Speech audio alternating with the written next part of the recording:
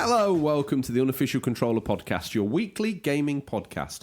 Episode 14, the big three, Halo, Zelda and God of War. What's next? With me, George, and as always joined by Tom. Holy Trinity to my three amigos. Tom, how's it going? I'm all right, mate. How are you? I'm very well. Excellent. Recently we've been doing some housekeeping, just to let new listeners, and we've attracted another wave. Yeah. Older listeners probably getting bored of hearing about these waves.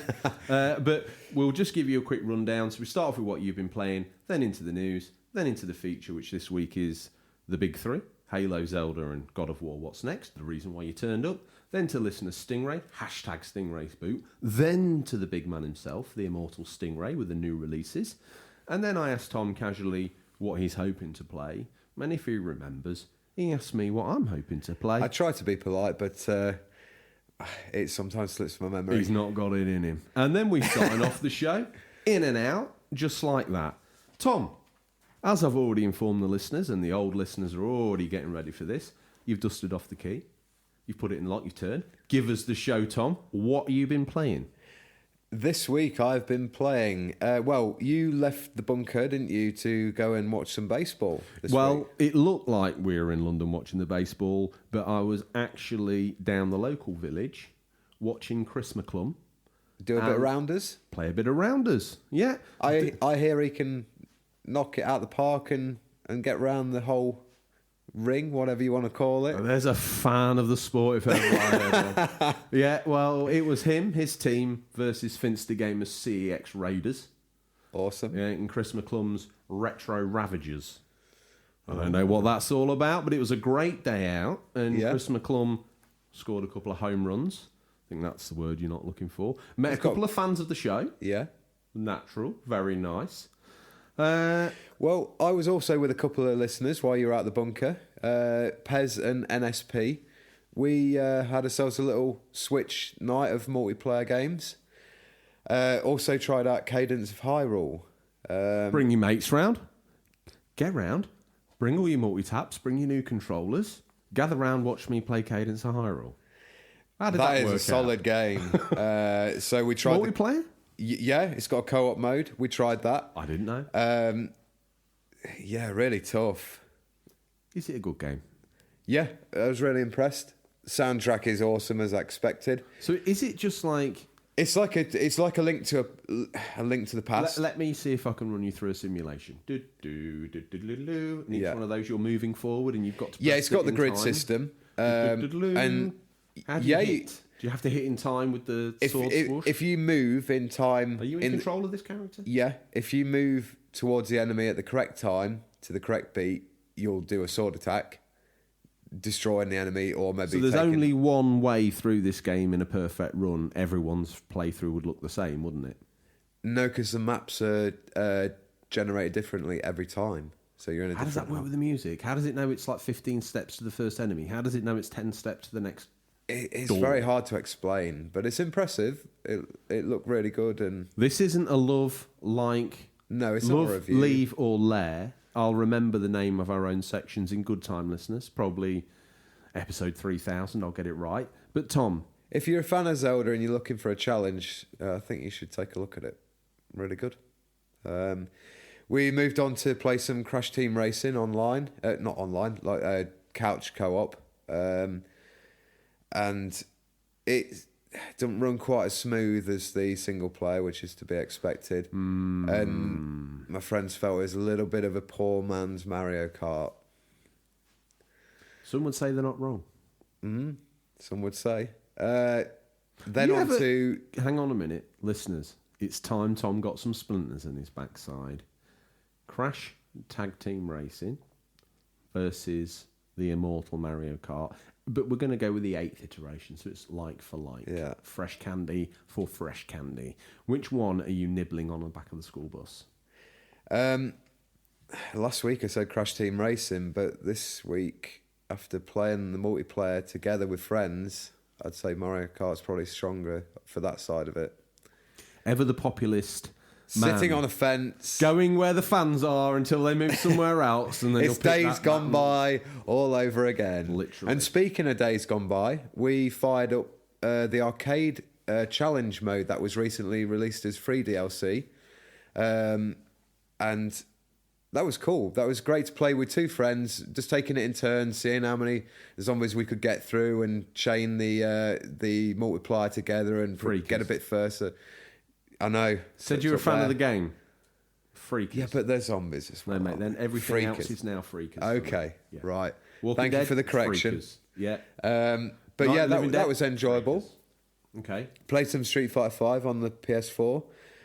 Some Super Smash Bros. Ultimate. What else?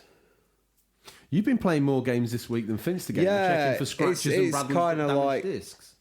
Sort of going through the classics. We didn't have time for any Mario Tennis Aces this week, which we usually play. We try and progress in the online tournament, usually get too far and then bottle it. I've got some news for you.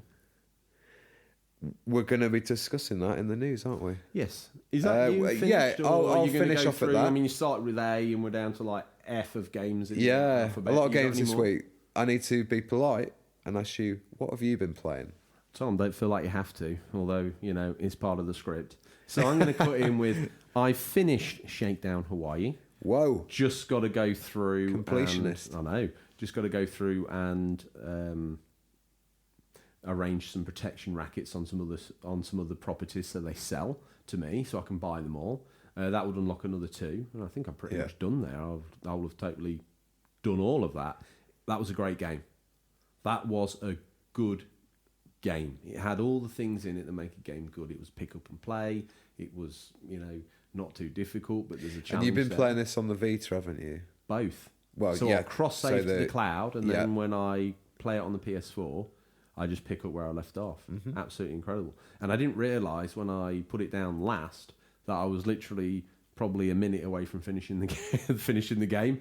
So I loaded it up the other day and just ran through that last bit and cleaned up some areas that I needed to do and unlock those final trophies before the last haul. Done a little bit more Days Gone.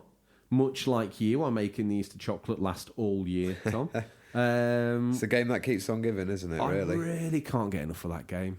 You'll enjoy the arcade mode, I think. 'Cause I want to just get it done now. Yeah. But I'm really looking, every time I go on there... Well, it seems like they're going to be adding something either every week or every month to this... to the challenge section. Yeah, the challenge section of the game. And I see there's actually trophies linked to the completion of that challenge mode as well. Yeah, I picked one up on Saturday night. Or we did, as a group of 3 trying to... Bring the gamer monkeys round, make your trophies look a little bit better, Tom. Yep. Surprised you're not down the local dodgy employment agency, seeing if you can get some Polish guys to come up and work the Xbox or PlayStation while you're out during the day. Oh, remember those achievement days of, why have you bought King Kong? That's an easy 1000G, you snake. When you employed Boris, that works for Andy down on the market for 24 hours to try and unlock all your games. Avatar, that was another one. Avatar. 1000G. Tom, I must stop you.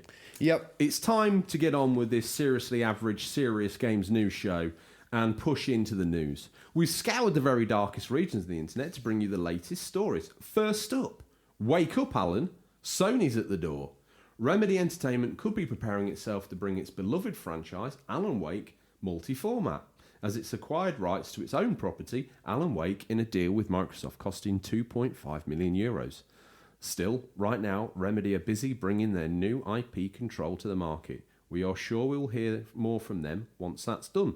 Tom, over there in the black dress, I've said it many times, is a game that not many people understand. It's sharing hors d'oeuvres with L.A. Noire.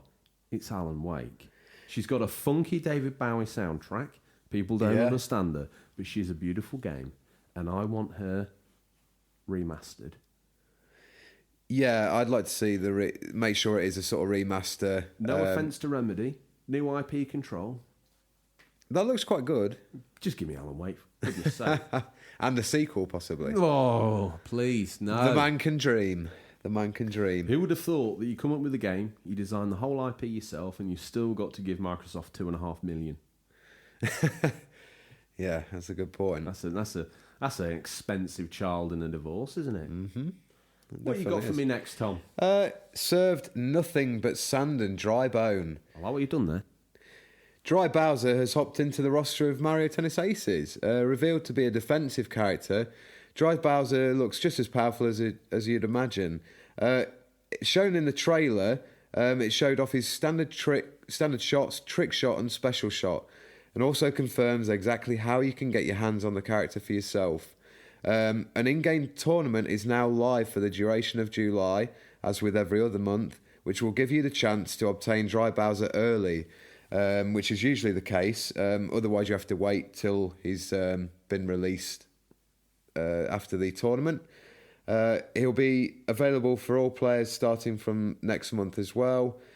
Hot news though, the start of July means that Fire Piranha Plant is now available to all as well. So someone like me who didn't get it at the beginning of the month because I'm just... Yeah, so you can either try and win it in the tournament or you can just wait and it'll be available the month after. Everyone wins a prize, much like a modern day sports day, Tom. Mm-hmm. That's the Nintendo way. Everyone's a winner. Let me say one thing.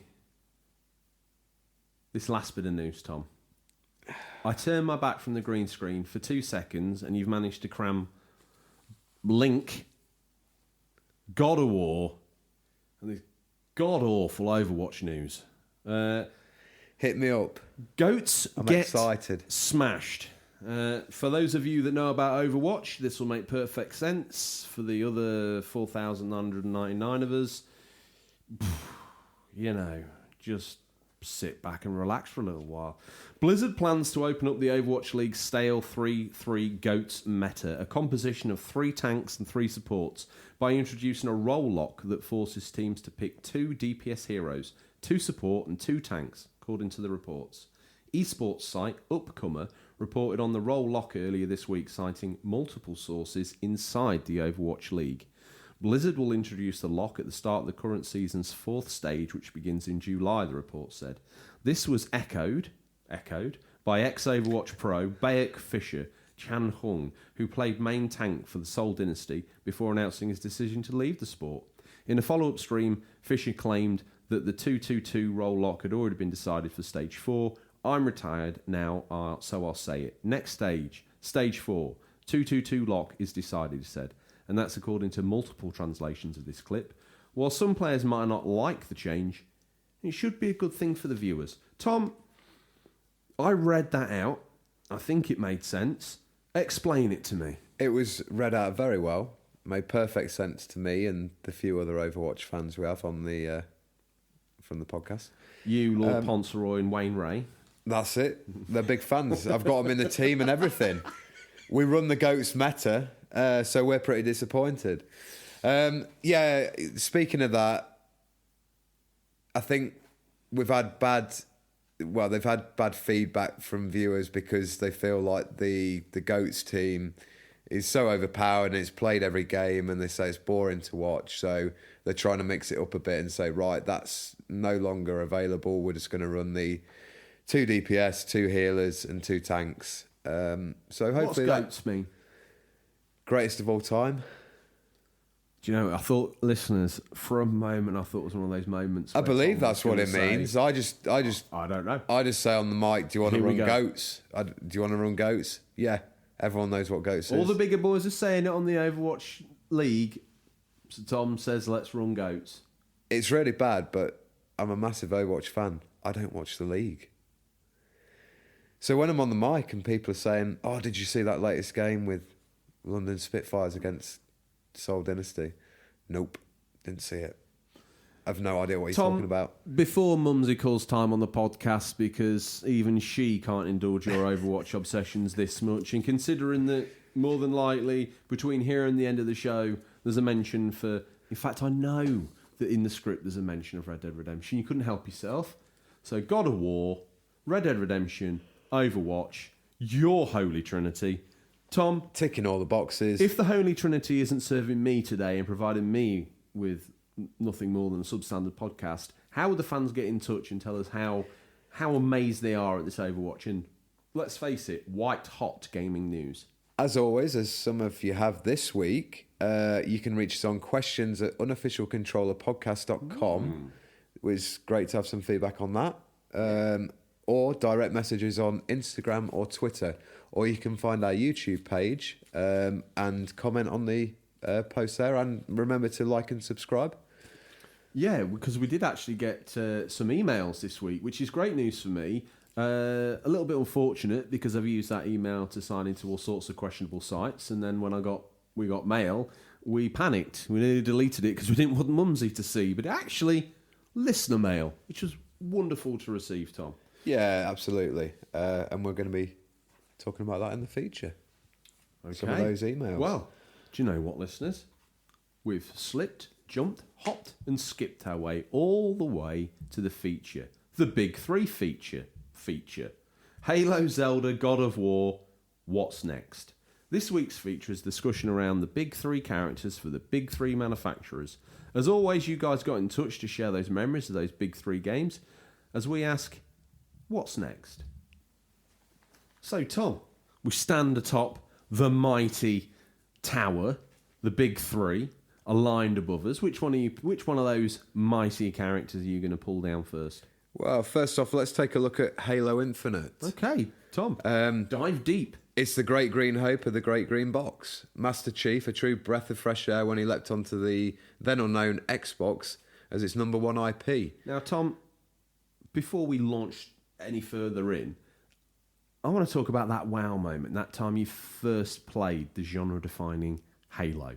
That first time you fired up that great green breeze block, the music played. I'm not going to slaughter it for the listeners because it's probably got some poignant memories. And then you launched in, you're on the Pillar of Autumn, you're waking up, you're a Master Chief.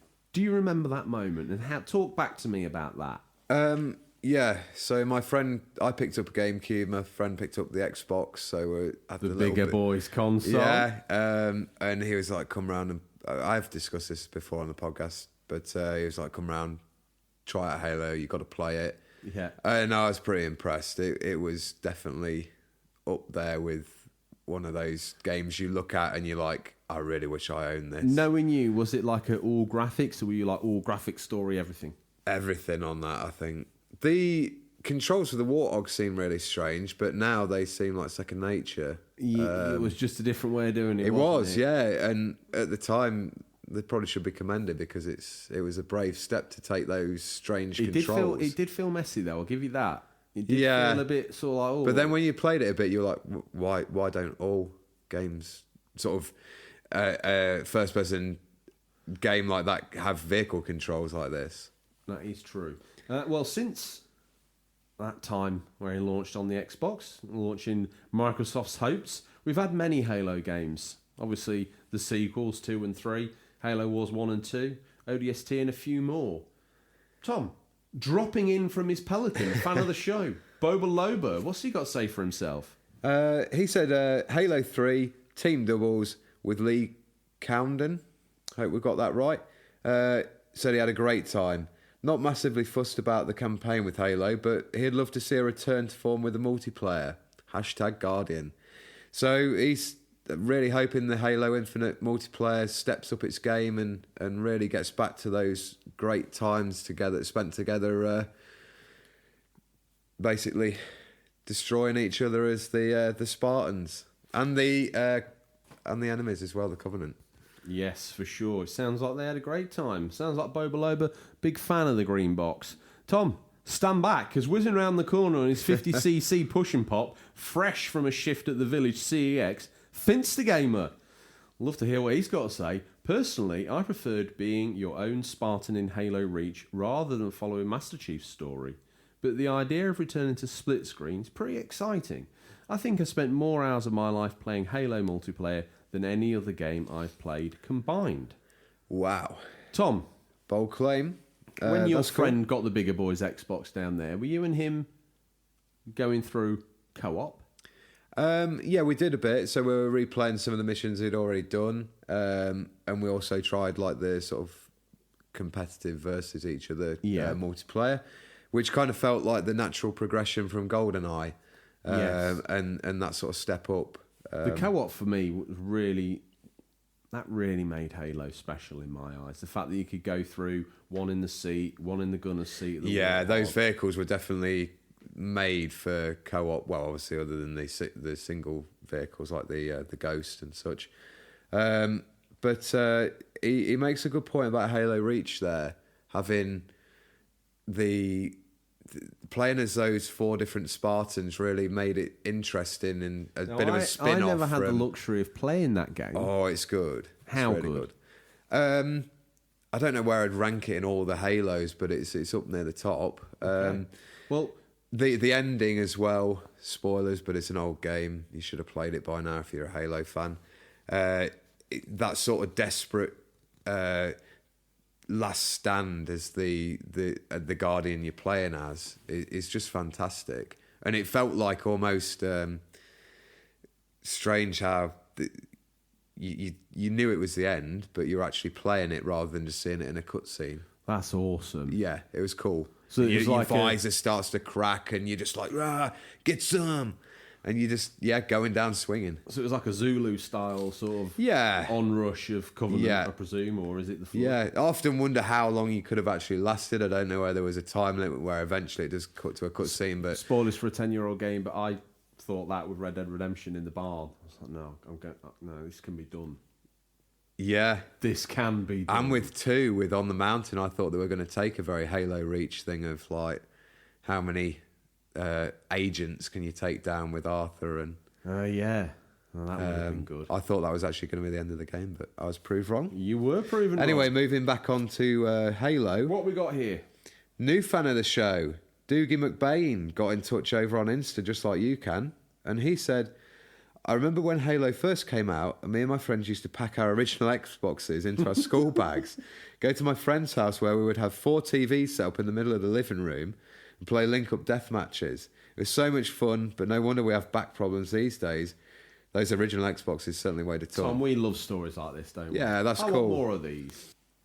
And I love these stories. I can't get enough of them, Tom. This dude, Doogie, he loaded up an Xbox in his school bag, along with his French GCSE textbook, his geography He must book. have the shoulders of Master Chief himself. He must have the shoulders of Master Chief himself. He takes this great big green slab all the way around school with him, hacks it into his friend's house. For the sake of this story, 16,000 miles away. He sets it up in the middle of his room with his friend. They've got 4 TVs, so presumably there was 2 other guys. And they played competitive Halo. Tom, that was cutting edge for the time. It certainly was. And carrying around a 4-ton console, that is no mean feat. And then he probably had to ask Mumsy to pop round in the car with the Duke and maybe ask his dad to forklift it out the back of the car. That controller. That beautiful control. And with its LAN parties and then on to Xbox Live, Master Chief was our man. But what's his story? Keeping it light, Master Chief, a biochemically and cybernetically enhanced super soldier, much like Ross Kemp, a PCSO in our village. Raised and trained from an early age to be a weapon of Earth, he's almost faceless. Never seen without his green-coloured armour and helmet, he's commonly referred to by his naval rank rather than his given birth name or serial designation. The character is voiced by Steve Downs, a Chicago disc jockey. In the video games in which he appears, Downs based this personification of the Chief on an initial sketch which called for a Clint Eastwood type character of few words. Tom, the idea of this muscle-bound, chemically and cybernetically enhanced super soldier, much like the Ross Kemp of EastEnders fame, who is the PCSO in our village. There's no trouble here. That's for sure. Wayne Ray's juvenile delinquency lasted stripped 2 to the minutes. waist. Mano a mano. That's his code of conduct. I wonder where that was going, because you do know Wayne Ray's a minor, don't you? Yeah. Okay. No, I'm PG talking podcast. like fisticuffs. Oh, again, I wonder, listeners, this is obviously an audio podcast, and Tom raised his fist. I did wonder where that was going. Tom, tell me a bit more about Halo Infinite. Halo Infinite is already being developed by 343 Industries. Obviously, they've done quite a few of the Halo games now and really getting their hands around it. It's using the new Slipspace engine, and according to Microsoft, Master Chief returns on Halo Infinite with his greatest adventure yet to save humanity. The story has entered planning stages in 2015. The first trailer was released on June 10th, 2018. The developer said that all of the scenes in the Halo Infinite trailer were running in the in-game engine. That's pretty cool. It looked definitely looked impressive. What else have we found out that Halo Infinite's set to bring back? It's also going to feature split screen again, which is very popular among a lot of listeners. Definitely. And that's in response to the backlash of its removal in the previous game. It will also have a beta prior to its release, described as an insider flight program. Wow. So, this year, we got another trailer. And as this is a podcast, we've typed up a little audible description of what's it's a bit of a breakdown. On. So we'll say, Kevin, run VT. An unknown character as yet is seemingly stranded adrift in his Pelican dropship. After some considerable time, a beacon sounds and says that friendly is in the vicinity. Excited and relieved, the character and male rushes to the window to see a Spartan in full molar armour. Cut to the back of the ship with the retrieval successful, the man's trying to hotwire the suit in a do-or-die manoeuvre. Luckily, it pays off and Master Chief is back online. Status report, says the Master Chief. There's something you need to see. We lost everything. Cut outside to a partially destroyed Halo ring. Much like a prawn ring from Iceland, that. But probably not quite as tasty. No. We need to run, says the man. No, we need to fight. That was me. That's a great impression. No problems. It was almost like the trailer was playing. That's what we've tried to bring to the listener. As the trailer plays out, we get a short tease of Cortana's voice, leaving us with many, many questions. And with it all being ready for your brand new Xbox, codenamed Scarlet, both due out for Christmas time 2020. Looks like a great time to be an Xbox fan, Tom. It certainly does. Wow, no. Let's go, Panto. Tom, are you excited for new Xbox? Yes, I am. Can we hear him, listeners? He's not excited enough, is he? Oh, they're not going to bring the new Xbox unless you show us how excited you are for the Xbox, Tom. Are you excited for the new Xbox, Tom? Yes, I am. He's behind you. Fluffed his lines. Anyway, tell me more about the next game.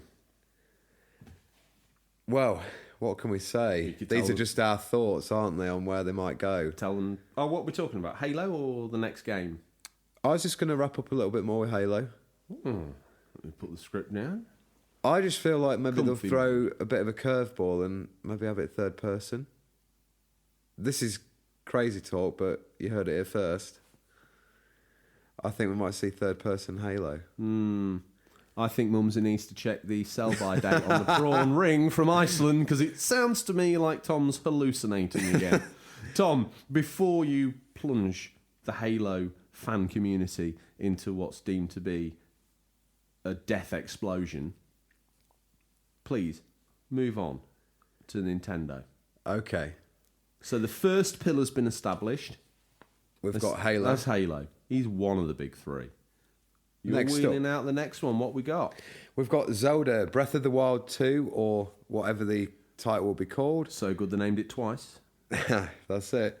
Everyone's favourite green tunic-wearing, long-eared hero is back on the Switch after his first appearance in 1986. He's got some staying power, hasn't he? He certainly has. He makes Stingray look a little bit like a never run at the races, doesn't he? 86 to now, he ain't stopped. But before we launch into that, let's hear from a loyal listener, Geek Play Record. For me, Zelda is probably one of my favourite series alongside Final Fantasy. I started with the original Zelda, owning the gold cartridge, and then Zelda 2, the silver cartridge, both on the NES, of course. Then the SNES blew my mind with A Link to the Past. I really enjoyed all Zeldas up until Breath of the Wild. Wow, did they exceed all my expectations with this? Oh, I wonder where that was going to go, Tom. I thought he was going to tell me that he hated it. Well, you were hoping. Yeah. You're not a fan, are you? No. Zelda Minecraft. Get tree, rub tree, wood, fire. He's about to get clubbed with a very shoddy Skegness replica of the Master Sword, but let's move on. What you've picked up is a Minecraft sword. I'm done. It's an unbelievable game in my view. So much to explore and do. He says his hopes for the future Breath of the Wild sequel is to create more traditional style Zelda dungeons. The shrines are simple and quick for me. So he said, really hoping for a map full of dungeons and secret weapons. It would make it the best Zelda ever. He's excited. He certainly is. He's more excited than you. That point about the traditional style dungeons, I'd like to see that come back. That's what I wasn't a fan of. You didn't like the shrines? I just didn't like the whole... You want to have a campfire because you want to get warm, but you can't because it's raining. And it's like video... When you did logic... love all that. When did logic matter in a video game? You loved all that in Red Dead. That's different. That's Red Dead. It's to be expected. I want to climb on a pony. I'll take that back. No, I do. Yeah, I want to climb on a pony.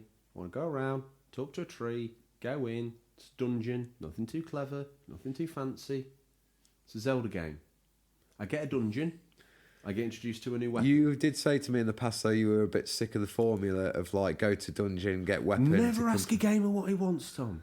No. Because he'll say he wants it to be like the old game. Then you bring it out, and I'll say, I wish I'd done something a bit new. It's The Last Jedi all over again. I don't like Last Jedi. Exactly. You're part of the problem. Tom! For weeks you wanted to riposte and thrust with your part of the problem, and now I find myself stuck with a Minecraft sword. And fine, I'm part of the problem. This is next level. Tom, so one more then. Who we got? We've got, well, it's good old Odders. He never fails to chime in. He's renting the spare bedroom off Mumsy now. Is he? Yep. So he's We need that extra rent money though, don't we? Well, he's either... Depends how you look at it. He's either a new brother, or depending on whether he spends time playing console with us, or watching Emmerdale with Mumsy, could be a new father. Really? Well, you know how things go with lodgers. Yep. McClung came and went. McClum came and went. He stayed around like a dark cloud on a bad afternoon, and then boosh, he was gone. And in came Lord Ponsonbury, full of gifts, presents and toys. And we're ready to throw old Lord Ponsonbury to the dogs so we can get Odders in. Absolutely. Mumsy would like Odders. The cougar that she is. Certainly, yeah. So what's he got to say? I never played a Zelda until Ocarina of Time in the N64, but the previews had him sold. There were the short TV ads that had the epic music from Conan the Barbarian accompanying them. When he got the game of Christmas 1998... That's a magical time, Tom, for you, isn't it? Tears. Sniffs and tears. That's all I can say. He said it was the first game I'd properly sank hours into exploring all the different areas of Hyrule. And it was also the first game he played that really told a story and drew me in. Since then, though, he said he's only really played Wind Waker on GameCube. He bought Twilight Princess but could never get into it as much as Ocarina. So, apart from lining Odders up with our Mumsy, some interesting points there. He likes the old Zeldas, doesn't he? It seems like he couldn't get into as much as Ocarina. So Wind Waker and Twilight Princess, they didn't please him, did they? No. You like Wind Waker. I like Wind Waker. Twilight Princess. It was kind of like the like bigger boys game after Wind Waker, wasn't it? For all the people clambering for the more realistic as looking. Bigger boy as Zelda gets, let's face it. Yeah, it is probably not as dark in tone to Majora's Mask, but still certainly probably the most real they've gone. What was the one before Wind Waker? The one that ended up with the touch controls, was that Twilight Princess? Came out after Wind Waker, my apologies. Yeah, it did. And then we had Skyward Sword. Yes, that's right, yeah. Yeah. Princess. Skyward Sword's very light, but it's got quite a good story. When I played Twilight Princess, it just felt like they'd it felt very much You said to me you thought probably HD Ocarina. Yeah, when you got out into the world map, it felt very, very similar. It felt like they were playing it very, very safe after Wind Waker with that. Yeah, I think that's a fair comment. So the new version of Link's Adventure started development roughly a month after the release of the final DLC pack for the original Breath of the Wild, which was entitled Champion's Ballad, and that released December 7th, 2017. The team for the new game is once again headed up by Eiji Onuma, who is overseeing the project, while another smaller team works on finishing up the Switch remake of the Game Boy Link's Awakening remake, which... I'm quite looking forward to that. Yeah, it's got a lot of old school Zelda fans excited. It looks great. I never completed that one as well, down to probably getting frustrated with the Game Boy non-backlit screen and not enough batteries. I think back in the day, when I think back to the Game Boy, it's one of those ones where if you went on holiday and you had a game and it was like a good game to play, you might see it through. More often than not, it was just a bit of a distraction. And I think that's why it's great that they're bringing that through. Because I know a lot of people probably enjoyed that on the Game Boy, but I'd say a lot of people haven't even seen it. Yeah, it's also going to feature the extra dungeon put in the colour version. So that'd be cool. Yeah, to see it remade. And to reuse all those play mechanics again for really what's going to be a fresh audience. This isn't Link to the Past. It's not. There's a little bit of a dungeon builder in there as well. But again, we chat a little bit about it in the E3 debrief. If you want to catch up on that, go check it out. Mentioned last episode as well.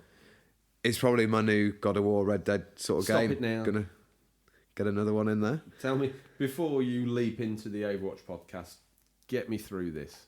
So Anuma recently stated that younger members of the team have been playing many other open world games, which would you believe included Red Dead Redemption 2. So we may see some... Bingo, Tom, bingo. Yeah. Unofficial controller bingo. Down your drinks if you're an adult. I think... Down your Panda Pops if you're a minor. Looks to me like Devin Zilla's got bingo. He has. He's won a bottle of scotch off the tombola. That's for his dad. You better give that to Daddykins. Yeah. Actually, got tagged in a picture the other day of Devin Zilla and Baby Zilla. It was hot, and the Mumsy Zilla took a picture and said that they were going out for a swim. Devin Zilla did not look happy. He did not look happy. He looked like he was about to just lasers coming out of his eyes, set fire to stuff. I don't think he likes to get wet. Full Godzilla. Oh, yeah, he's the spawn of Godzilla. I can't remember that creature's name. Is it what's its name? Listeners screaming. Literally, they've looked down. They were quite minding their own business, listen to these guys ramble on. And then I can't remember the name of Godzilla's child. And they've looked round at their stereo and they're going, are you idiots? Let us know. Unofficial Controller Podcast. DM. We need to know. Twitter or Instagram. Or email us at questions. We pride ourselves on facts, so we need to get these things correct, don't we? Tom, the listeners couldn't hear the email. What's the email? Questions at unofficialcontrollerpodcast.com. He's slipped that in there, trying to catch me up. But, just making sure he's awake, because as you know, listeners, he sleep mumbles through this, and Mumsy has to read him a transcript for his bedtime story. This time, it sinks in then. Because we're talking about his games, he's with us. Oh, yes. So, where we were up to... Where the hell did we get to there, Tom? Why don't you hit me up with the start of that whole paragraph? No, we were discussing this. We may see some smaller influences from Red Dead Redemption 2. Wow. Bingo! Finster Gamer. He's just called Bingo. That means he's won a tin of garden peas. Excellent. Nice work, Finster Gamer. Do you want to start that again? No. Funny. Anuma also went on to say there were almost too many ideas to fit into any more DLC for the original Breath of the Wild, and so thus came the idea of a full sequel. To the shock and pleasant surprise of many Nintendo fans, the company released a short teaser trailer at this year's E3, revealing that it will in fact be a true sequel to Breath of the Wild. That came out of nowhere, really, as we talked about in the E3. Red Dead Redemption 2. Bingo! Radbash Gaming, Tom. He's won a box of After 8. Now, I know you want to mention all the listeners' names, but there just isn't enough time. And the tombola doesn't have enough prizes. There isn't enough names. 5,000 prizes we haven't got. Okay. Anyway. We've just got the Ferrero Rocher left, so between now and the end of the episode, I hope someone's going to get them. Yes, exactly. So let's break this trailer down a little. Once again, Kevin, run the VT. We see Link and Zelda in what appears to be a cavern of sorts. The trailer gives the idea that this is somewhere deep underground, but this may be an elaborate trick. This is often the case in teaser trailers. Zelda is seen carried by a large animal, loaded to the hilt with equipment. Does this signify the idea of Zelda and Link going on this new journey together? Has many fans excited with the chance of a co-op adventure, or even Zelda finally playable? Well, who are you going to rescue if she's by your side? Maybe you play Zelda and rescue Link. Whoa. That would turn it on its head. I don't want to see that personally at all. I think that's needed. I actually think it's time for some female representation in Zelda. It's named after her, by the way. It's it's the most disgusting thing ever. It's not called Link, is it? I'd be quite happy with a co-op option if you want to, but I just don't want to. It's the game I go to play a great action adventure game. So what does it matter if it's Zelda or Link that you're playing? Because I want to play as Link. Who even is Link? He's different he is every us. time. He is whoever you are. I think you got a little bit lost on that. We then see some strange energy pouring out the corpse and a long green hand pushing down onto it. Now, this is where many fans have noticed the corpse is decorated in Gerudo jewellery and has the same long red hair of a Gerudo warrior. Now, long-term fans will know this was the origin of the long-time antagonist Ganondorf. So, will we see him make a return? Listeners, I'm excited for this. Is Tom excited? Absolutely. Very excited. Very excited. We should have recorded this live down at the village hall, this telecast of the village hall, while trying to do a Tom Baylor is not working out. You aren't excited enough for what could be the biggest game of your life. I think it could be. See, obviously playing Ocarina, Ganondorf's my original antagonist. So having Ganon, the more like the beast villain in Breath of the Wild, was a little bit disappointing. Oh, Tom, I cut the teaser trailer short. We cut to Hyrule, we know and love from Breath of the Wild, and then the Hyrule Castle seems to rise out of the ground. Is this because of the strange goings-on in the cavern seen earlier? Is this another point in the game entirely?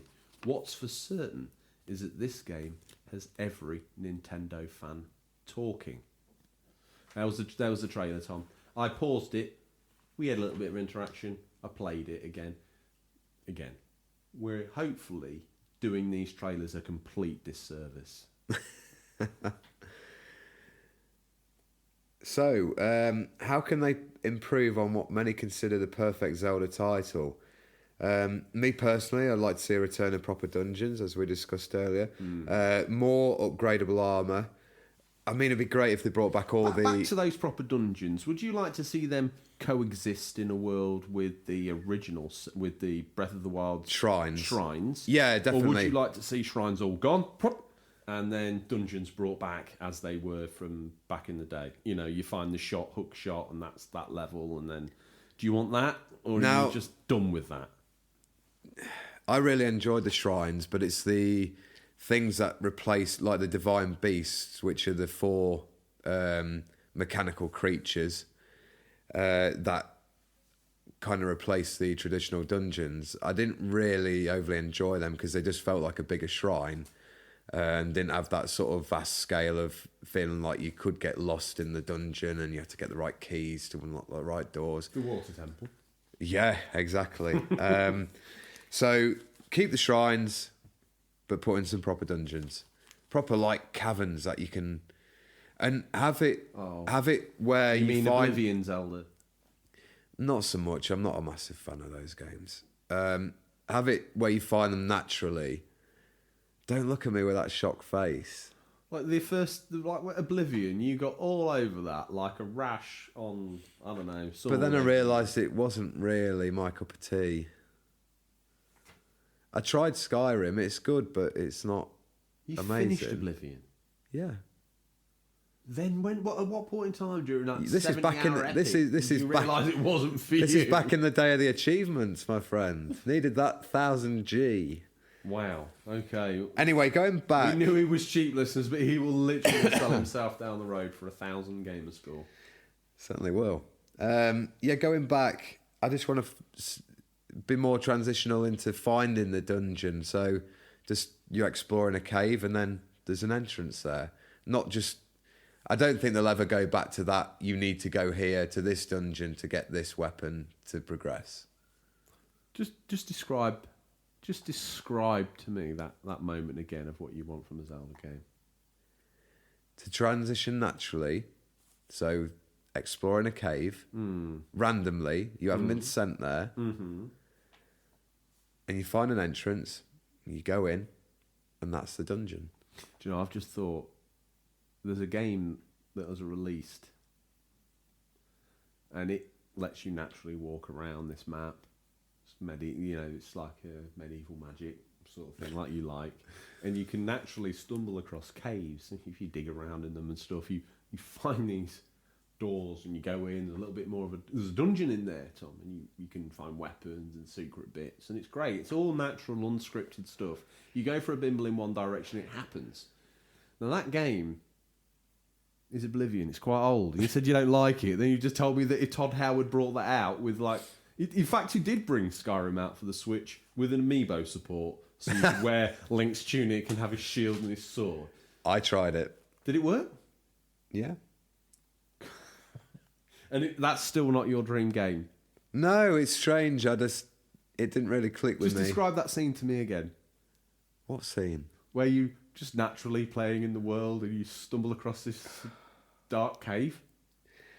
Anyway. The man's a fan of the Oblivion franchise. Come on, Tom, before I kill your love for this franchise anymore, round out that Zelda stuff. I'd also like to see more of the upgradable armour, bringing back all the outfits from Breath of the Wild 1.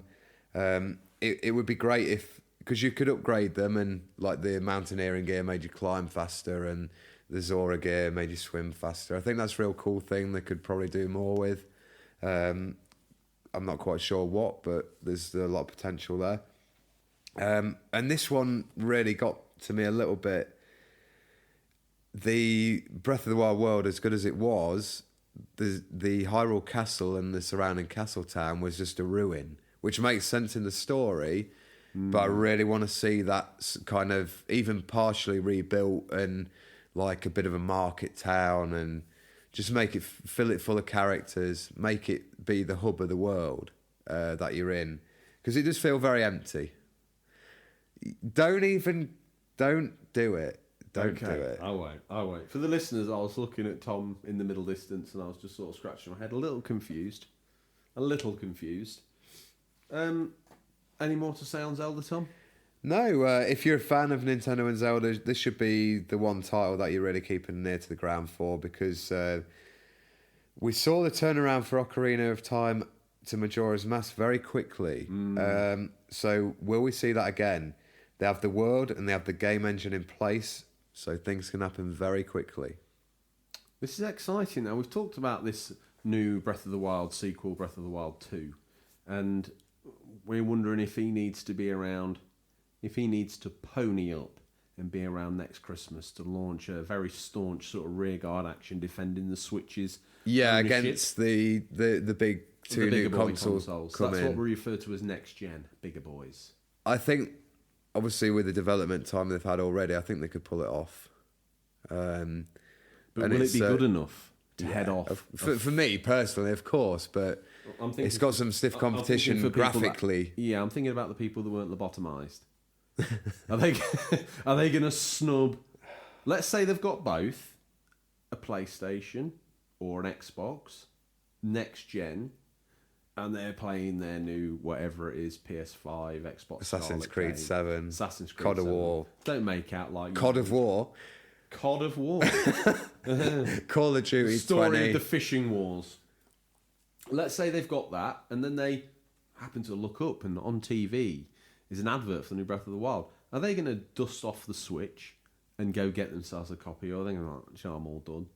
No, I think if you are a fan and you've bought a Switch for the big I'm just playing titles, devil's advocate here.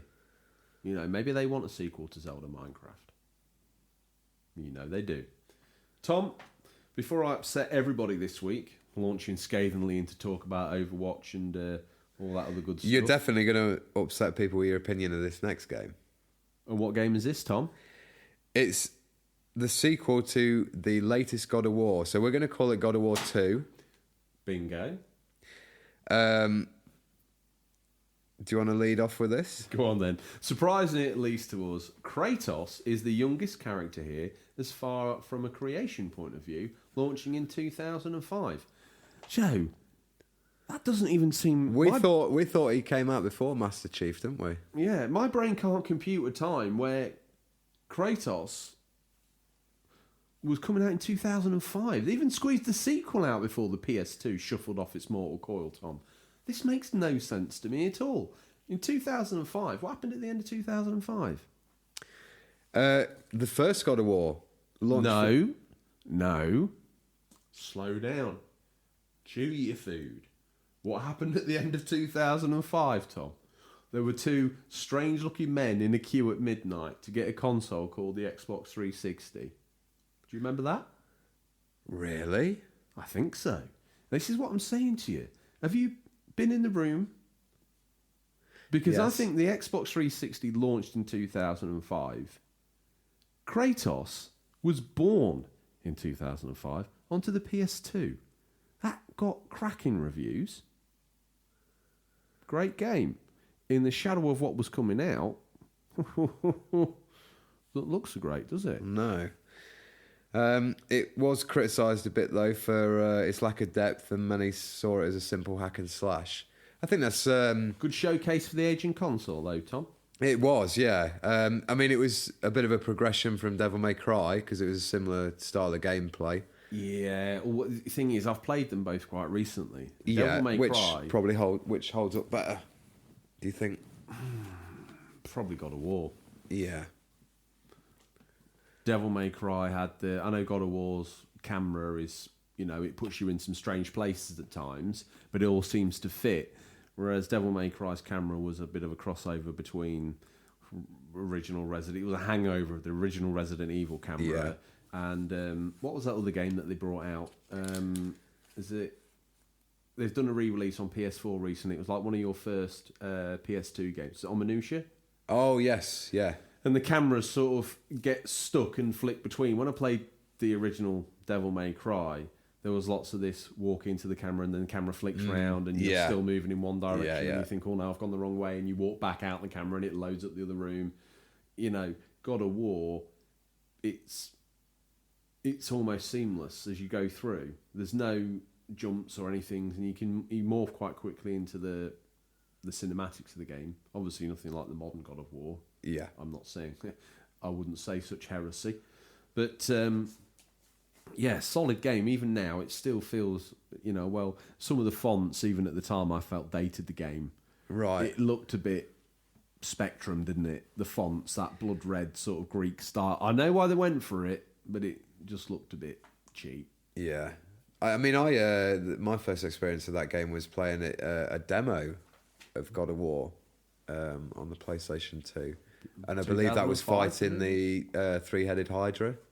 Oh, yeah. It's quite early on like a ship battle, yeah. Yeah, that was cool. Yeah, it's like a tutorial section. But obviously, other games at the time were catching my attention, so... Well, Tom, we talk about its lack of depth, but what do we know? Still, with a Metacritic of 94%, Kratos was here to stay and we love him. The franchise still pushing the Greek mythology of Kratos all the way to the prequel God of War Ascension. Quite like that. You played it? No. That was on the Vita, wasn't it? No. Was it not? Ascension? Which was the one on the handheld then? Do you remember? Chains of Olympus and... Chains of Olympus... No, it wasn't Ascension. Ascension's on 3. It's on PlayStation 3. It's a prequel, and I think it came after God of War 3. Okay. Chains of Olympus. Now you've got me. Once again, Chris McClum driving down the road, minding his own business, turned to his speaker and he's screaming at me in disgust. Like, George, what the hell? You're an average games news show host. You should know this stuff. I don't, Chris. So please email me with the name.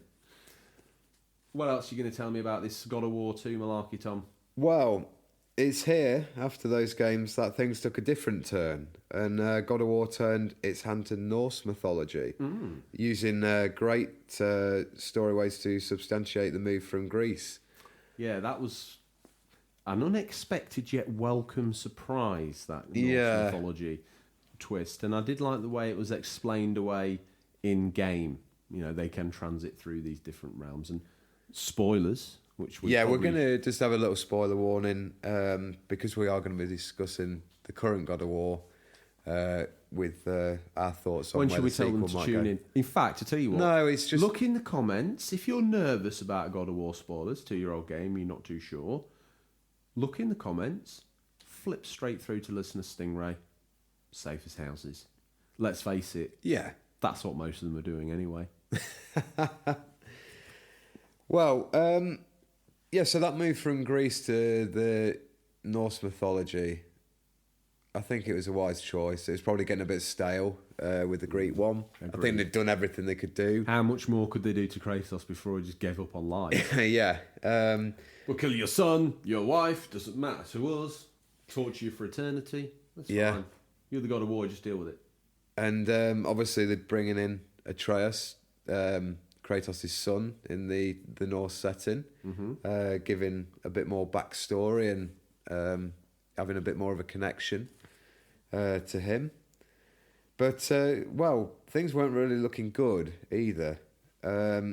When this was in quite close to being released. Talks of unplayable, Tom. Yeah, and it was looking to be a disaster. But one final push from Corey Balrog and his team, they pulled it off. And boy, were we in for a treat. I mean, you are not a fan of this game. I wouldn't say I'm not a fan. I just don't think it's the best thing since sliced bread. I think it's an okay game. I don't think it's the best game. Yeah. And so you played... I don't think that's a controversial line. I think it's okay, but I'm not going to go down on a sword and say, 10 out of 10, best game I've ever played. You know, just it's not going to happen. That game came out the same year as Red Dead Redemption. 2. Yeah. Oh. We were quite shocked, weren't we? Rad Bash Gaming's won the Ferrero Rocher. I see. Yeah. Yeah. Boom. Bingo. Done. Done and finished. Yeah. We were quite shocked, weren't we, when it claimed the Game of the Year award, Big time. like the official, what we class as the official one. Because I don't know why, but I just didn't people were talking about this big connection, and I played this after Red Dead Redemption. It's maybe Red Dead Redemption 2, which has maybe jaded me, but it's a totally different game. And look at me, I like to think I've got the intelligence, but I haven't got the intelligence to even turn a tap on, so I don't know why I'm claiming to have any. But I just, it played differently, it felt clunky. Maybe I'm not very good at controls, but I blitzed through Red Dead 2. No problems. God of War, it's a bit crunchy. The combat, it's not an easy game. Combat got a bit boring. I know when it first came out, they were telling people, if you want to enjoy the story more, you should probably play it on the lower difficulty setting. I mean, it's not. I played it through on the one on the normal. The normal, yeah. Challenging game. It wasn't ridiculous. Yeah. There were times where I felt it was. There were times where it was too nice to you. I don't know if this was difficulty I played it on, but I've mentioned to you, I'd worn a boss down completely and I died. Okay. But instead of being punished, I'm given all my life back and the boss stays on like 2 pixels. And then it's like bish bash and he's dead. It feels a bit, I don't know, I didn't want to play through it again, but I didn't want it to be that easy again. Yeah. You know, I felt like I'd nearly got him, and if I'd had another go, I could have done it. But instead, it put me down, put a dummy in my mouth, put a fresh diaper on me, bish bosh bosh, and it's done. Yeah. I just felt like that wasn't very great. The characters, everyone talking to me about how great, you know, the bond between Kratos and Atreus is. You don't see it. I preferred the head. Mamiya. Yeah. He's a good addition. He's the best character in that game. And bizarrely, on my New Game Plus, it's quite a while before you meet him. Yeah. But it can't come soon enough, can it? I don't think. He does add something, definitely. He adds that third voice to the narration that just breaks it up a little bit. You know, how many boys can we hear? He didn't say. Kratos is not known. I see, what's that guy's name, the head? Mamiya. He's the Paul Heyman. To Kratos' Brock Lesnar. Okay. See what I'm doing? Yeah. He sells Kratos. Yes. He does the intro, he does the talking for him, because Kratos is just the meat palace that just smashes things up. So, Tom, much like the immortal Paul Heyman, talk to me about what happened off the back of God of War's release? Well, subject to glowing critical praise, this game was a hit, with consumers and critics alike, winning many awards such as numerous Games of the Year and from nearly every publication. Pretty much everyone. The Washing Machine Landslide, really. Weekly newsletter claimed it to be their Game of the Year. I heard it's available on all formats. Yeah, and the East Midlands Butcher's Parable listed it as the second best Game of the Year. Oh. Can't win them all. Well, Tom, one would imagine that it's always going to fall behind Butcher Simulator 2015. Yeah, in their eyes. And when it was shown at E3, it obviously won a lot of awards there as well. Yes. Rounding that up of many great accolades. As for the new game, though, Tom, I think this was the last we know of the big three titles, and we're excited to share our hopes and thoughts as to where the sequel will go. So this is where we're going to get into what Deep Tom calls spoiler territory. Deep spoiler territory. So again, if you're nervous, go to the comments section. It'll be separated off. Skip forward to listener Stingray. See you soon. 98% of you. To the remaining 2%, me and Tom are going to dance the devil dance all over the God of War story. So we know from this game, Tom, that we can traverse to other mythologies. Are they going to jump straight to another one, or are they going to stomp the Norse mudhole dry? Yeah, so revealed in the game, it's shown that there can be travel between different realms, and we see Kratos and Atreus in a sort of treasure-filled room, filled with treasures from different cultures or mythologies. So we see some Japanese, some Egyptian. I mean, that would be a very cool setting. We've seen a little bit of that in Assassin's Creed Origins. Obviously, there's a scene with Kratos finding like a Greek vase with a picture of... Tom, that's called a Greek urn. Is it? Cool, okay. One question for you. Yeah. How much does a Greek earn? I don't know. That was a stupid kid joke. Dad joke. Where's the punchline? That's it, moron. How much does a Greek earn? That's a Greek urn. How much does a Greek... You know George Papadopoulos? Yeah. Who runs The Chemist? He's Greek. I'm not asking how much he earns. I've got you. A play on words. I've got you. It probably wasn't that funny. Tumbleweed. But George Topolopodopoulos, he runs a damn good pharmacy. And if you've got chicken pox, he does that great chamomile lotion. Check him out. I'm sure many of them will. Write that name down, because if we have to come back to him, I'm never going to remember Dopodopoulos. To be honest, I'm sure it's changed already. It has. Luckily, they're not much of a stickler for precision storyline, are they? There's lots and lots of plot holes here. Yeah. Trace Ray being one of them. Mm-hmm. She's a big plot hole. No offence, Stingers. But yeah, with God of War, they certainly have got the storylines nice and tight compared to us. He's gone. He's gone. It was the shame and the embarrassment of like on air saying that. I don't want to say it again. Trace Ray's a larger lady. Stingers is Anyway. Tell me more about this God of War 2, Tom. Yeah, so Atreus is revealed to be the Norse, or this version of Loki, who we know to probably is the trickster god now that of... felt a bit of an ill fit, because of everything we experienced with him at that point. It did feel like a bit of a tough sell, didn't it? He does say a line of, can I change into it, when he finds out he is also part god. Yes. He asks Kratos, his father, can I change into an animal?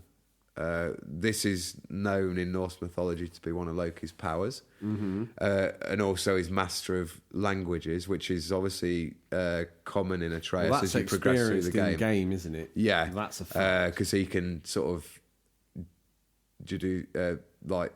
You're going to say judo. Judo. What's judo? He can sort of decipher languages that Kratos can't.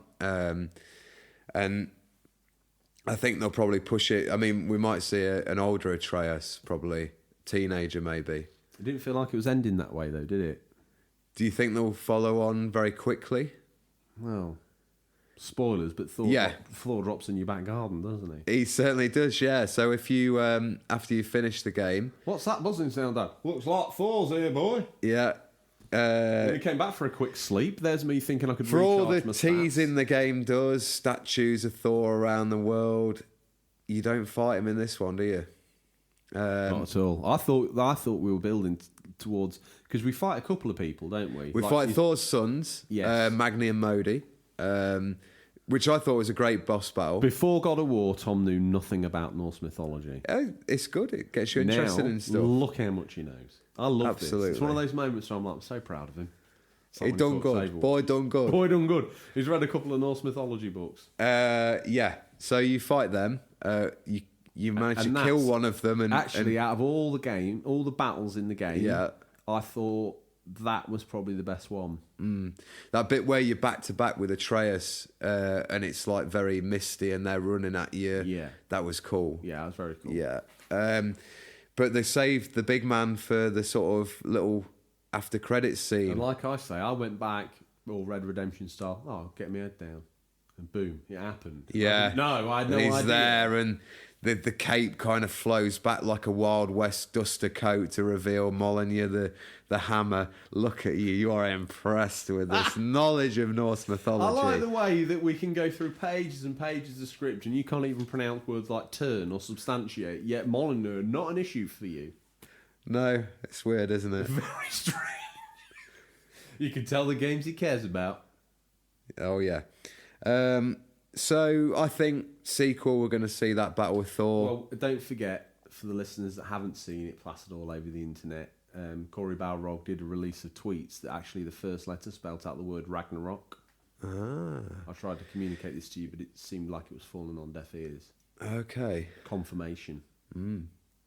So with the death of Balder, one of Thor's brothers, who is the main antagonist of this current God of War game, the snow starts to fall, thus signifying the beginning of Ragnarok. So that's obviously going to be a big part of the sequel. We'd probably fight the All-Father himself, Odin. Oh, that'd be cool, wouldn't it? Yeah, maybe he's the third installment. Maybe we're going to get Shenmue 3 and we'll just be like playing these for ages. Wow. Well, hopefully not. Do you think we spun on enough about God of War 2 there, Tom? Yeah, but wait. We've got something else coming up. A little bit more feedback. Yeah, we've got, before we sign off, Mark Garage Gamers, he's been in touch. Now this is mark.garage.gamers of Instagram and YouTube fame. Yeah. And we implore you listeners. In fact, if you don't, I'll get my mumsy to have a word with your mumsy, take away your sweet privileges. Go check out mark.garage.gamers over on Insta and more importantly on YouTube. While you're there, bit of self-promotion, why not take a swing over to our channel and give us a like and a subscribe. Absolutely. And all that good stuff. Yeah. So, he says, "Hi guys, just in response to the Big 3 episode coming up, he says, it's shameful to admit, but I've never played a Zelda game in great detail. Just messed around on the Game Boy, really. Something I really need to remedy, but don't know where to start. Well, hopefully we can recommend you some picks in the future. He said, I only started the Halo series when I bought my Xbox One S in February, and so far I've completed numbers 1 and 2. Love them both and excited where the series goes. Well, you're in for a treat with 3, definitely. But I needed a break, so we moved on to Gears of War for now. As for God of War, I've always been Sony since PS1, so I've played all of them in this series except the latest one on PS4, which I had last Christmas, but not played due to the Xbox purchase. Well, we hope you didn't tune in for these spoilers for that God of War, because there'll be no point in you playing it. Oh, how unfortunate that he skipped a list of Stingray and he needs to skip back. Maybe when we get to listen to Stingray, we'll say, everyone that's arrived here after the spoilers, apart from Mark Garage Gamers, you need to rewind 5 minutes. Not into the spoilers. You need to be careful. To hear your shout out. He needs to. Yeah, he's got to play a danger game, hasn't he? I like that, Tom. He said he's only heard great things about the game, obviously. He says to us, keep up the good work. Regards to Stingray. And he asks if he has the copy of Goonies 2 in 4K yet, please. And he rounds that out with, from your bunker to our garage. Now, that's great. There's a man who likes the show, Tom. Yeah. How does that feel? Really good, yeah. Like we've done something worthwhile. Yeah. Mumsy. Makes it all worthwhile. Tell you what, why don't we ask her to take down your Crash Tag Team Racing review? Don't worry. Nothing wrong with it. Calm down. And put up mark.garage.gamers on the fridge. What do you reckon? Maybe so. I think that's one we can. It's had its week of glory, hasn't it? It has had its week of glory. And, Tom, the link. The glory of the big three, we've gazed in. And we've looked at it and we've thought, wow, these staggering powerhouses, there's no way that their next games can't succeed. Talking of succeeding, Tom, here's a man who likes to succeed, listener Stingray. He's been around. He has. The whole world. Where did he start, Tom? Well, first up, we've got Blue Canyon Games. He's got a great little Gears of War selection there with the Gears of War 1, 2 and 3 trilogy. And a Gears of War Judgment, is that an artwork book? Well, once again, the old man's miles behind you, Tom, so just give him 2 seconds to get caught up. Get his That's Nokia. all right. We'll Need to just shovel a little bit more coal on the Nokia. We'll move on. He's also... And it's loaded the Gears of War. Here we are. Oh, Tom, before we start, Stingray doesn't just do listener Stingray. Stingray is a fictional character with an ego larger than your reality ego. Listener Stingray, when the big man makes a house call, you better be ready. These guys got in touch to show us their pick up some Stingray's boot. You can too. Just hashtag Stingray's boot on Instagram or Twitter. Forget Twitter, no one's bothering with that anymore. Stick it on Instagram. It's dead. Or email us at questions@unofficialcontrollerpodcast.com. Now you can tell me about Blue Canyon Games, because the listeners know exactly what's going on. Hopefully they're joining us on this journey as they listen, in their car, at the controls of their lawnmower, spinning around on a drill that's actually gripped hold in the wall, Wallace and Gromit style. They're spinning round. The Kenwood Magic Mix has got caught on Mumsy's apron because she's got so distracted about listener Stingray, and she's being pulled slowly to her death in the middle of a Victoria sponge batter. Is it cake mix? Let's not let that get in the way of a really boring story, Tom. And Blue Canyon Games' Gears of War collection. My, there's a man. He likes it that much, he's bought all of them. He has. Next up, we've got Ozcat.tv. Actually, long time looking at listener. that's sat on a COG logo. It's in some sort of crazy box. Sorry, Tom. What's next? Ozcat.tv. That Switch shelf is brimming. 117 unique titles with a few more on the way next week. How does he get the room? I don't know. What's going to happen when he fills all his shelves? What's going to have to make space? I don't know. He's got some tough choices to make. He has. And I like the way he's got all those big boxes. Or the easy choice, more shelves. Do you know, that's something that never even crossed my mind. Next up, we've got Sharaban, who's got the Strider collection. Good old Sharaban. PlayStation and Mega Drive. Interesting, that. Another loyal fan of the show, Sador Dono. He's got himself a little Tomb Raider. I've got this one with a little art book. He's got himself a Funko Pop. Didn't see them at first because those controllers, camouflage, Tom. It's worked. Digital camo. Retro Collector Ray, new name to the show. Welcome to the family. Looks like they've gone and picked up some car boot pickups, Tom. Some of the worst games ever made in there, I reckon. Oh, don't hang back. Which one's the worst game ever made? Wii Sports. Warzone and Attitude are not good, are they? I've talked at length on this show about those games. They are... God, they're terrible. Yeah. They should never have been made. Well, Warzone, fool me once, shame on you. Attitude, fool me twice, shame on me. He has listed the prices of some of these games, though, and that's not bad, is it? I would give you 50p to take Warzone and Retro Attitude Collector away. Ray, you bought Warzone, shame on you. You bought Attitude, part of the problem. What's next? Dream Collections has a boot full of various stuff, and they've just put coming soon. He's got some Coca-Cola. Odario, Ogni, Tanto, Copalo, Tom. Qualci, Vidgaccio, un grande pesca. Por favor. Scroll to the right. Yes. There's more pictures. It's revealed. It's like You didn't it's even like a need to surprise. speak Spanish to know this. You just got to swipe right. Interesting. What are they down there? Are they little cart holders or diskette holders? They look like some kind of retro floppy disk holders. They do, and they're nicotine stained as well, like all things Yeah. from that era should be. No retro bright here. He my has friend. got.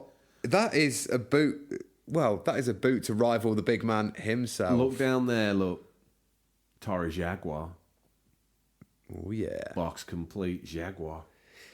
Sharaban, he likes a fight. Sharaban, I've heard he goes down the waggling horses around closing time and likes to swim. Trained by Sensei Rios himself as The very well. thing is, anyone that gets trained by Sensei Rios and then goes out and uses those in real life, their fists have become illegal weapons. If Yeah. Sharaban uses, They could one of lose their those- martial arts license. Exactly. If he gets fruity, he's had a couple of pear ciders. He throat chops the barman. That's going to land him in. What's PCSO Ross Kemp going to say about? He will unleash hell. He will unleash hell. His words, not mine. But that's enough to strike fear into anybody. Well, moving on, Ozcat TV has picked up Mario Maker 2, which I've ordered myself. It So I'm looks to looking me forward like playing he's that. going to stream Mario Maker 2, Tom. Yeah, that'd be cool to watch. He's picked a good game to get behind. So, yeah, go check out his Twitch and YouTube channels. He's Winner gonna of the be streaming- Ferrero Rocher, Tom, Radbash Gaming.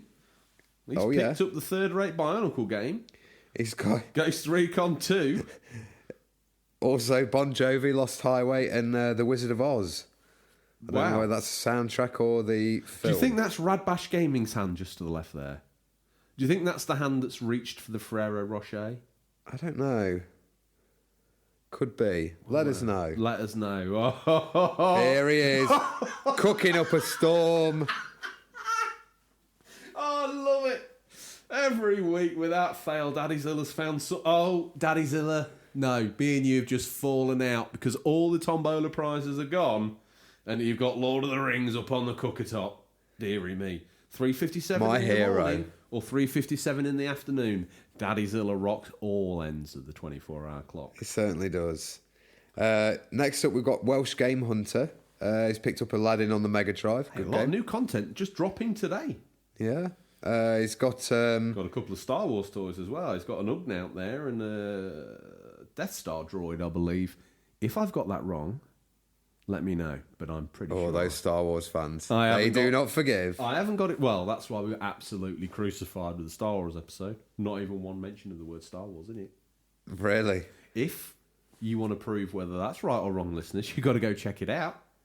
The Barber Who Games, on a very jazzy couch, has got himself some PlayStation original games. He's got some games for a Panasonic 3DO console as well. Do you know what? You know that couch? Yes. If the Barber Who Games cuts that couch up and turns that couch into a pair of tartan trousers, He will be top of the town. he can move in the bunker. Can he? Yeah. Worth it, I'd say. We hear his name rattle out with that great piece in the feature, but he's only gone and crawled like a snake into Stingray's boot. What's he got here, Tom? Got a right selection there, hasn't he? My Bloody gaming-related goodies for his 40th birthday today. Happy birthday, Mark. Doesn't look a day over Do you 39. know what? Mark, his middle name's Garage, his last name's Gamers. He couldn't have come up, his parents didn't know about YouTube, didn't really know about gaming, but they named him right that day, didn't they? I wonder if he got the dots on his birth certificate. It's quite clearly dot there. Yeah. Garage dot gamers. So he's picked up Retro Gamer magazines, or been bought as a gift. Very nice and thoughtful. Very nice, and some other gaming-related like a PlayStation flask there. That's pretty cool. Got some great T-shirts, Jurassic Park, like original logo one. That's cool. Goonies. I'm gaming. Don't disturb socks. All the rage for the gamer girls. Mark Garage Gamers. Yeah, doing the man version. Good man. He's got a Goonies T-shirt there with Chunk. Doing the Truffle Shuffle. Well, we need to make sure we double check with Stingray that he's got the 4K Goonies that Mark Garage Gamers. Sequel, remember? It's a sequel. If anyone can get you it, he can. Knowing our third-rate hokey cokey show, we're probably going to claim it's got Sir Ian McKellum in it. Video _game_collect _wolves. You're not going to shout that quickly if he's jumping in front of a bus, are you? Crikey, he'd be dead by the time he finished his name. Just in case you weren't sure, he's been and got himself a 25-piece collector's set of Simpsons toys. They look great. Pokemon's card. Fragile Dreams on the Wii. Something tells me that's a good pickup. That's a rare game. I bet you £1 to a penny. I'll scroll down. You got that for £1. Bargain. Unbelievable. I always say. Next up, we're skipping Rad Bash because he's had a shout out already. Well, you won the Tombola. Finster Gamer, we'll do him because he's a good lad, isn't he? PS2, Tomb Raider, The Angel of Darkness. I don't think that was received very well, was it, back in the day? No, it was received as well as HIV. And a dual shock controller with it, and also a red memory card. It looks to me like the manager of CEX has been taking home power leads and aerial leads and controllers. He has. Something tells me he's been offloading consoles to Stingray, Tom. Yeah. Sold us sing. Wheeler dealer. Mark Twiggo. New name to the show. Welcome, name. Mark Twiggo. He's got a really cool N64 collection there. And unlike the game last week, who posted it on Gravel Tom, he's got the right controller for the console. You absolute savage. He's got a plethora of coloured controllers there. I've got that bag, that carry bag. Have you? Yeah. He's got Lilac Wars, the box that came bundled with the Rumble Pack. That's cool. He's also got them splayed out on the floor like a young lass hoping to break into a modelling career. He's got it laid out on a magazine with looks like the loose cart and the Rumble Pack, Tom. Hang on a minute. Zoom in. Man's got himself immense amount of quality. He's gone and got himself Jet Force Gemini. Pilot wings. Oh, some good stuff in there, Tom. Some real juicy. Oh. But he's a dirty dog, isn't he? Why? He's only got himself the Nintendo 64 A to Z of cheats. Well. Much like yourself. I'm surprised you were drawn to that when he's got the Gamester memory card with that dodgy looking 4 LED light bar. Hey, I had one myself. Don't you dare save on anything other than block 1 if you ever want to retrieve your save, Tom, because once past 2, 3 and 4, it's a no man's land. There must be game ghosts lost in there up and down the UK. Retro Visions. They've got some NES games, Rambo, a Master System Double Dragon, copy of Double Dragon, SNES Lost Vikings 2, Save New York, and some other stuff there. Game Boy Matty, little man, back on air. He's gone and got himself. It looks to me like he's been to the shops. He looks a fan of Toy Story 4, doesn't he? He's picked up that new thing. I don't know what its name is. Sporky, is it? Sporky, Forky, call him what you like. Game Boy Matty brandishing it close to the camera. Brofist. He's very happy. He's seen his Batman booster seat as well. That's very cool. Yeah. That's very like the one that you get when you come in the Twingo with me and Mum do. Done up like a kipper. Little Devil 71. Welcome to the party, pal. He's come in here with Die Hard trilogy. If you want a link.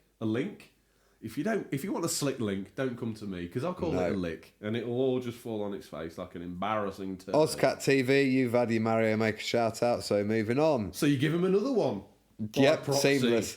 Sharaban, back with some PS3 games and PS4 games. Don't just say just PS3 and PS4 games. Sharaban, as always, plays the harp to my heart like no other human being. Sharaban, infamous games, Tom. Never played them. Oh, God. Stuck in the Past Lane. Looks like he's going on holiday. But much like Stuck in the Past Lane, he can't go anywhere, not even the toilet, without a copy of Outrun on handheld. There's a man who loves his Outrun. Next up, Radbash Gaming. The man who cannot be named ran off with the Frere Rocher, but looks like he snagged himself some goofy lounge pants. Red Steel 2 on the Wii. That was a good game. Tom, much better than the first one. It may have been a good game, but I feel it probably pales into significance against Star Trek Encounters on the PS2. My tongue really? My cheek there. Don't get too serious. Those dodgy-looking Disney Infinity amiibos, again, about as popular as Cold Sore, and it looks like he's picked himself up like a DS. Mark Try Twigger. and get laughing all episode, and finally getting pulled out of the woodwork by saying Cold Sore. Mark Twiggo. He named himself after Mumsy's car. Sunset Riders, Tom. You know, this is slowly becoming the best part of the show. No wonder all the fans skip straight to it. Surely. Brock the 80s dude. It's Brock Lesnar. Well, much like the Brock Lesnar has Paul Heyman talk for him, Brock the 80s dude has us talk for him. And he's gone and scored a mega haul. He's got Hot Rod and Rodimus Prime there. I remember when Rodimus Prime used to be an insult. You Rodimus Prime. Obviously, that's lost on Tom. Bigger boys who got into Transformers. He didn't know what they were until Michael Bay. He has been to the Stingrays boot, though, hasn't he, with that selection of VHS children's cartoons. Holy Mother of God. Is that what they are? Yeah. Is. Ghostbusters, Turtles, Pingu. What's the other ones? Funny Bones, Bigfoot, Mad Bigfoot, Scientist, TMNT, Thundercats, Ghostbusters, Real Ghostbusters, as he says, and Buzzy the Funny Crow. Not one I've heard of, Brock. Nice haul. You're probably not listening, but nice haul. Keep skipping, because I've mentioned it when I saw it earlier. He's got a Ghostbusters 2 Slimer bag that should be enough to set everyone's jaw on the floor. I would sell Tom into slavery to get that. He's also got... Oh, no, this is Mark Twiggo again. We've skipped back to him. He's got a Master System 2 and a selection of Mega Drive games and Master System games. The Desert, the Desert, Jungle and Urban Strike series. Let's refer to them as the Strike series. Yeah, I like what you said. Sounds better. Yeah, much easier to say. Next up, Retro Collector Ray with the ominous Game Gear, with a TV tuner. Yeah, I mean... Let us know if you can still pick anything up on that. We can in the village. We still get calendar news from 1985. It must be bouncing off the hill and back round again. Dreams Collection. New name to the show. Yeah. Let's follow him. Done it live, Tom. He's built himself a stack of GameCubes. But look at his face. He can't quite believe that it's that high. That tower of destruction. Look at him. He's very happy with himself. Dream Collections _retro games. Welcome to the show. Welcome to the family. Nice of you to make yourself known to us there. Crispy Video Game Journey. Wow. Is that another new name? No, I've heard Crispy Video Game Journey before, I think. If I'm wrong, let me know. Picked up some dreadful titles there. Well, he's picked up your favourite, as we mentioned in the bit. He's got Oblivion, so you should be well happy. Wants a seamless yet natural transition from wandering to gameplay, yet doesn't think Oblivion's a good game. What a strange man he is. Sharaban, Crash Bandicoot Collection. Very nice. Ozcat, Mario He's Maker had his 1. Mario Maker twice now. How can you say that when third time? Sharaban's every second picture gone? And then there's us doing some shameless self-promotion. Third-rate Hokey Cokey podcast, slapping Stingray's boot for a mention on a third-rate Hokey Cokey podcast. Gets a bit desperate, but there you go. Crispy Video Game Journey's just been buying all sorts of games. Thing is, though, he's a stickler for quality, so he's managed to get himself a copy of Haze on the PS3. That's an interesting game. But there's a belter in there, though, because he saved the day. He's got Resistance 2. IA Retro Gamer Dad. Looks like he's picked himself up some Assassin's Creed. He's not too sure which side of the Corleone family is on, though, so he's double-backed. He's Mafia 2, but he's got the Godfather 2 as well. Doesn't know quite how to play it, so he's playing both of them off against each other. Harvey Retro. 6-button pad. Like to see that. Got himself Terminator on the Mega Drive as well. Fiendishly difficult game. Sharaban, you're not getting any more shout-outs, I'm afraid. Oh, and you've done... Keep going, though, because I don't know if we mentioned this last week. Daddy Zilla, but look in the corner. There's a sneaky little Devin Zilla just popping his head around the corner. That is from last week, and that takes us... That's then, Tom. If that's the second time that we've seen Devin Zilla, that's the turn of the wheel. That's back to where it all began. In the boot for our listeners. Don't forget to hashtag Stingrays boot or email us for your pickups to be read out on air. Tom. He's not been that busy this week. Looks like Finch the Gamer's eating into his illicit video game piracy, Tom, because there's not much in the boot. There's not much in the boot. But it's time. I think most of his VHSs have gone to that Stingrays boot hashtag we saw. Tom, Hugh, this is almost like holy text. Continue. Do you want to do it this week? No, I'd forget it. Upskittle the apple cart, listeners would be upside down, sort of thing that turns them into... I ain't got enough room for the tattoos. Well, it's time for a peek on that.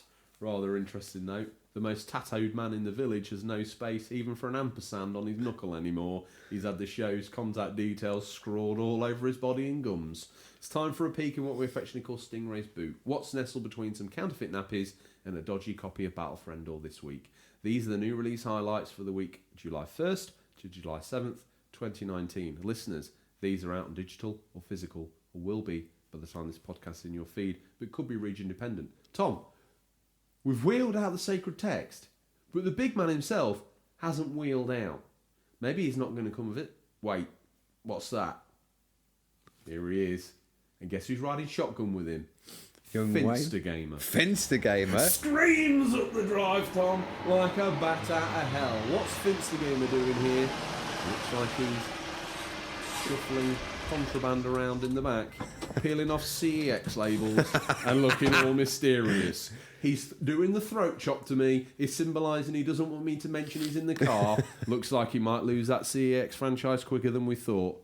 Tom, the squeaks have stopped ages ago. The boot's popped. Stingray's looking... he's looking angry, but he's looking a little bored that we're wasting his time. Better dip in.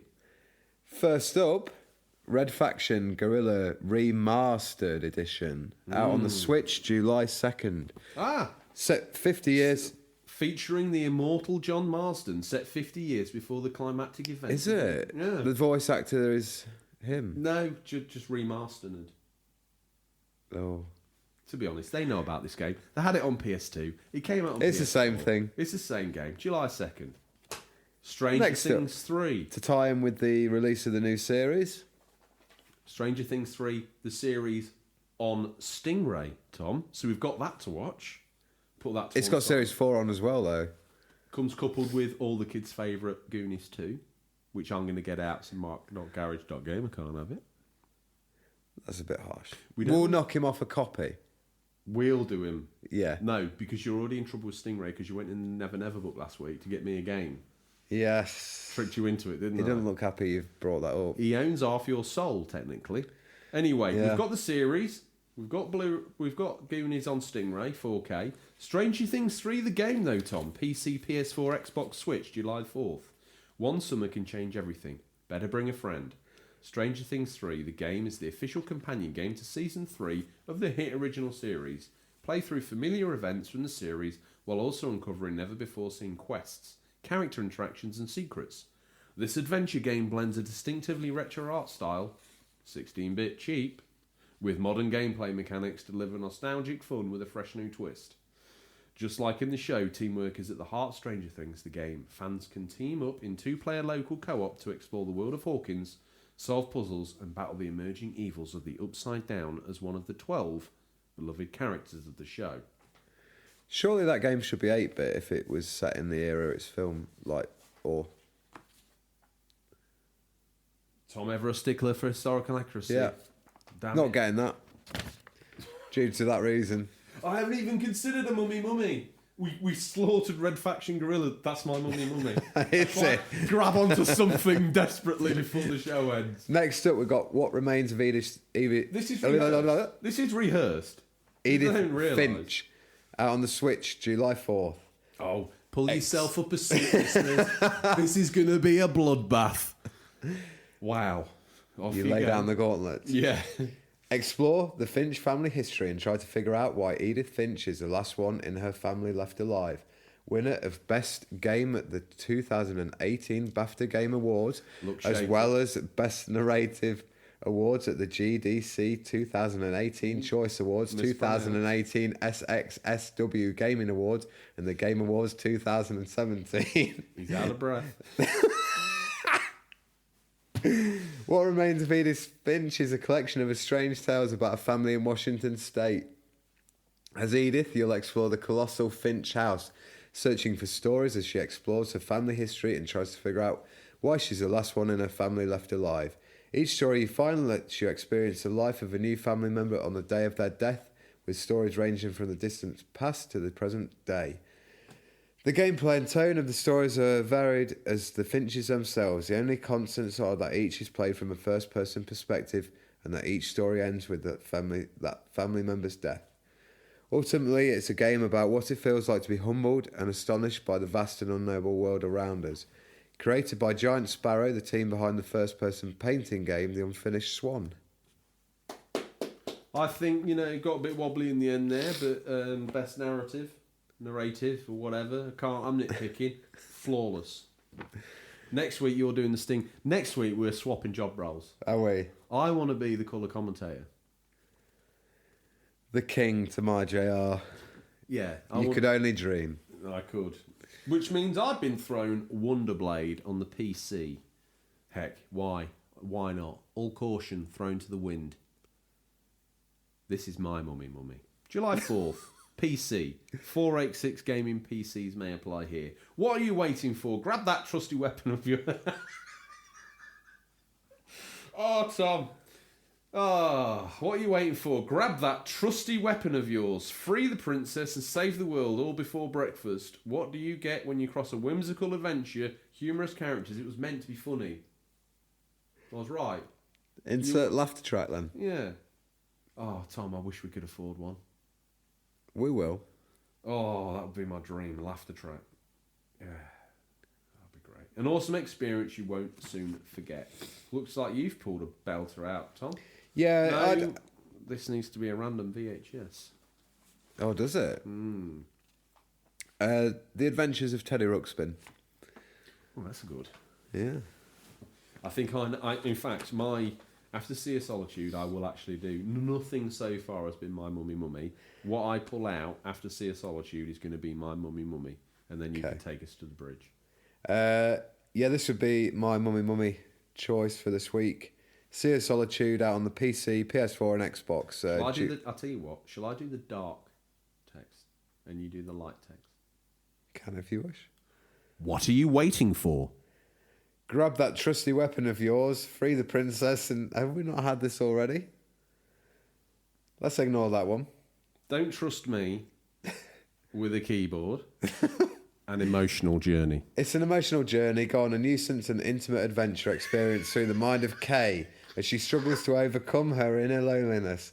Help Kay see below the surface of her own heart and guide her through her sea of solitude. A marvellous world. As her journey unfolds, Kay's dark and stormy environment begins to change. Water levels rise and fall, uncovering new parts of the flooded city and surfacing unique challenges. This has to be our most average show. Tom, my mummy is Goodnight Sweetheart, starring Nicholas Lyndhurst. The story of a time-travelling Gary Sparrow, the TV repairman, that journeys back to World War II and lives a life of all iniquity. Those catch-ups of him watching it on UK Gold TV have paid off. Yes. So that's my mummy. He now has the full collection. What's your mummy? It was that, Sea of Solitude. Oh, the one I desecrated, okay. So, to round off, and so Stingray can drive away, sand sound effect, because we are the cheapest third-rate podcast going. From this car crash that has Maybe occurred. to keep it a little bit more in context, Vince the Gamer pushes him silently away. But before he goes, I grab this from the boot. They Are Billions on Xbox out July 5th. They Are Billions as a Steam... What are you waiting for? Grab that trusty weapon of yours. Free it, save the world all before breakfast. I do it a disservice. Build and defend colonies to survive against the billions of the infected that seek to annihilate the few remaining living humans. Can humanity survive after the freaker apocalypse? See what I've done there? Mm-hmm. They're freakers on our show. From now until the end of time. If we've still got any listeners after this, Tom... Let me ask you this question. What are you hoping to play?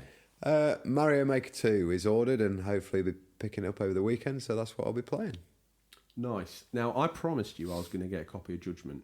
Now, the only place I was able to escape from the bunker was London. And copies of Judgment were coming in at, with the exchange rate, £4.5 million. The London exchange rate. £4.5 million. So I forgo that. That's cheap for down there. I know, I did think about that, and I think I had a 2p off game voucher as well, so things are looking tasty. But that copy of Judgment can be had for a lot less up here in the Northern Territories, which is where I aim to purchase it. So I will get that. I made a solemn promise. I probably might end up doing, in about 20, 30 years, once I've finished Days Gone, I'll do a love, leave, or lair. Yep. What else am I hoping to play? Days Gone. Going to carry on. I forgot to tell you, I've been playing MLB again. I'm a very naughty boy. Write the theme tune, sing the theme tune, play the game. That's what I do. And apart from that, I think that might be it, Tom, you know. I'll dust off a PS2 title. Something weird that no one's ever heard of for no apparent reason. The question I've got for you is, what are you hoping to play? We've done that. Yep. Let's. What game were you hoping to play? Mario Maker 2. Is that it? Yeah, I think that's because usually I hit you up at the start of what I've been playing this week was just such a vast array of games. There's a long list that was. Yeah. And this week you're just going to play Mario Maker 2, that's it? Yeah, that's me. No. Building me levels. No, or... I'll be plugging all my levels next week, so don't worry. Yeah, but you're not going to mention or... No, they've been mentioned enough. Or No. None of that. None of that. And on that... Promises for next week that I will endure to keep. No mention of and on that the bingo sacred games. Promise, we pop ourselves off, because that's all we've got time for this week, listeners. As always, thank you for your time. We look forward to the pleasure of speaking to you again next week. Until then, happy gaming. And remember, there's nothing wrong with being given the unofficial controller. It's what you do with it that counts. See you, Tom. See you, mate.